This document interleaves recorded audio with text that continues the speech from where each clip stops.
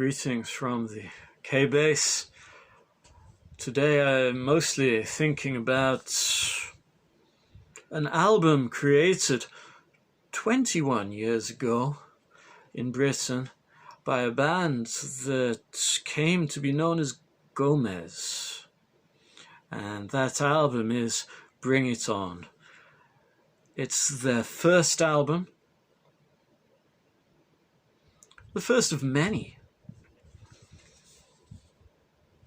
I'm not going to come out and say that it's their best album, necessarily, but it's very potent. I'd like to read a quote that they were, well, the quote is from John Lee Hooker, and this album won the Q Awards, the Q Magazine Awards, and they were awarded with this prize by Mr. John Lee Hooker in a video link from America, and apparently he was sat in a chair holding the record and he said, "I done listened to this record over and over and I can't find no defect. The kids like it and the older folks are gonna catch up real soon." What higher accolade, really, in the late 90s could there be? Was there a missed opportunity for Gomez to work with Mr. Hooker? I feel there was, but also what I'm going to say is that they don't immediately have a blues sound. It includes some electronic sounds, as well as the acoustic guitar, sometimes with strings, sometimes with horns, but it's very intelligent, it's a very hip sound. It doesn't really sound like anything else in the field, I would say. Now here's another quote from a Mr. Fellows, and he says, "There's clearly something unusual, different and quite exceptional about the group. Something so exciting. It immediately felt like it was something. It's really hard to explain. The conviction was complete and they knew exactly what they were doing, which is unusual in people so young." So what I got in the set, which was a present, was this very informative book. Some postcards showing the bands there. Quite large postcards. That's a vertical one. All the towers will fall, and the towers will be re-erected. 4 discs. The album itself remastered. Radio sessions and a live set at the Glastonbury Festival from 1998, and then some demos, including an unreleased album, single B-sides, 4-track recordings. So Gomez, at this time, they were students, and their edge was that they'd worked out these very clever arrangements with a fairly primitive 4-track tape recorder. The band had grown very slowly, adding more and more layers. And here are my notes. What I really enjoyed, I got the album when it came out, and I was soon to be a student myself at that time. In a way, Gomez more exciting to me than even Zeppelin or even The Clash, because they were creating things as I was growing up and becoming a young, handsome daredevil. I even saw a Gomez gig many years later. I think it was about 8 years after the release of this album, when they had 6, maybe 7 albums under their belt. I saw them play Newcastle, and it was pretty exciting. Now, comparing that experience with the Glastonbury recordings here, which are, should I say, on the 4th disc.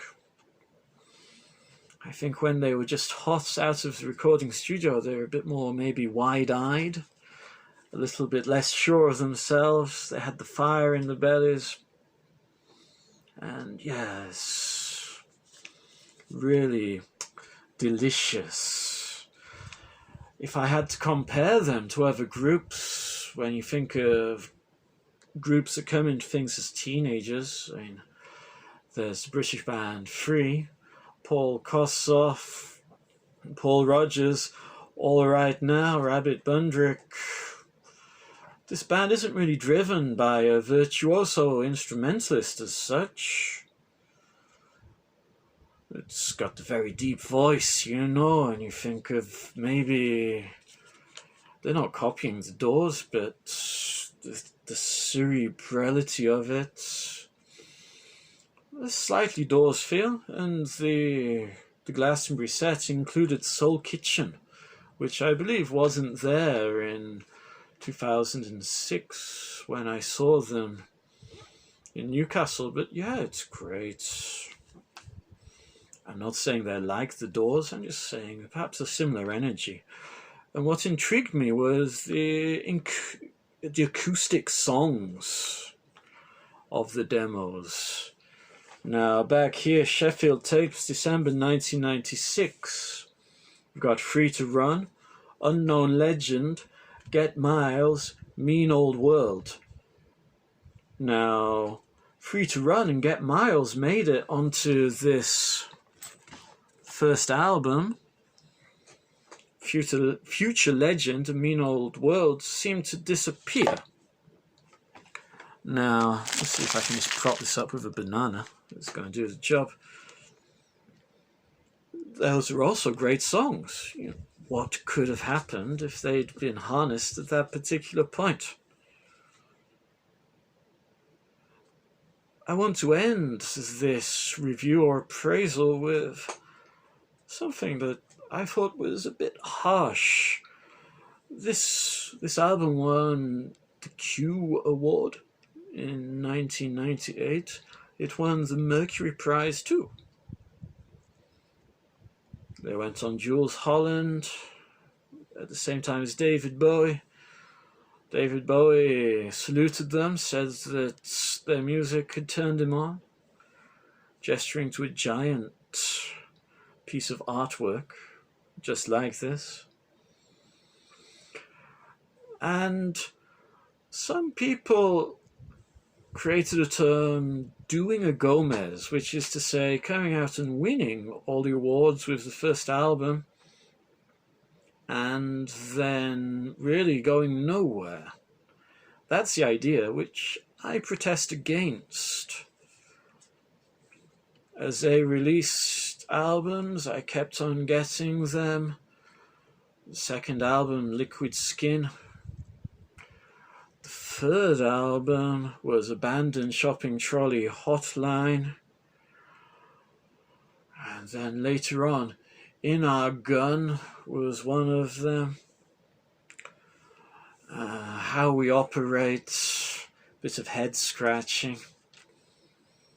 Another one with an amazing Cheshire Cat face on the disc. I'm sure it's going to come to me shortly, but I felt they kept on trying and kept on creating new ideas with each release.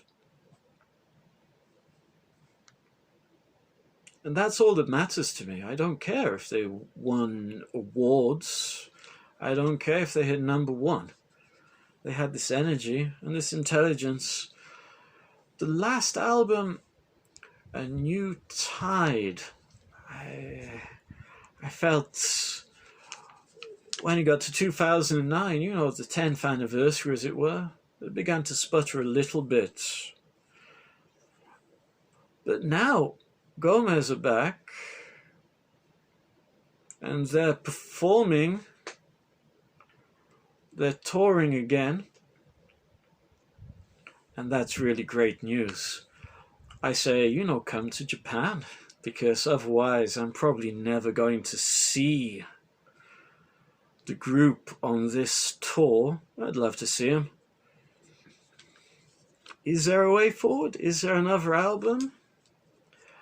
I feel sure there is, and perhaps one way is to revisit these acoustic roots, do an MTV Unplugged, do a jazz reimagining. And I think that new songs are going to come that way. And I have every faith that these gentlemen can recreate the magic and produce more great music. It may not be award-winning, but that really doesn't matter. What matters are the ideas, the intelligence, the heart. So, on that note, Kwash out.